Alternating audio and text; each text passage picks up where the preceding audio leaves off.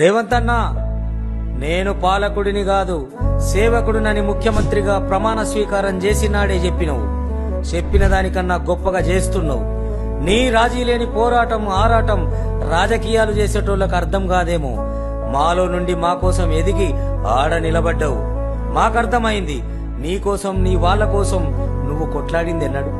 ఎప్పుడు ఈ నేల కోసమే మా కోసమే కదా. అయ్యాల అధికార మతంతో ఆఖరికి నీ బిడ్డ పెళ్లికి రానివ్వకుండా నిన్ను నిర్బంధించినా నువ్వు ఆగిపోలే. తెలంగాణ బిడ్డల భవిష్యత్తు కోసమే తెగించి కొట్లాడినవు. అద్దమ్మ రాతిని గద్దలోని తలుపులు బద్దలు కొట్టి అరెస్టు చేసిన నీ యుద్ధాన్ని ఆపక మా కోసమే అన్నిటికీ సిద్ధమై కొట్లాడినవన్నా. ఆ రోజు తెలంగాణ ఎమోషన్ ను వాడుకొని అభం శుభం తెలియని విద్యార్థులను, కల్మషం లేని కళాకారులను వాడుకున్నారు ఉద్యమానికి.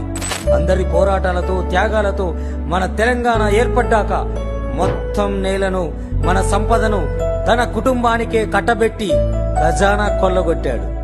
ఇప్పుడు ఒక్కడిగా నిలబడి వాళ్ళ కుట్రలు కుతంత్రాలు తట్టుకొని వేధింపులు సాధింపులు దాటుకొని ఇవాళ తొడగొట్టి పడగొట్టినవు కదా.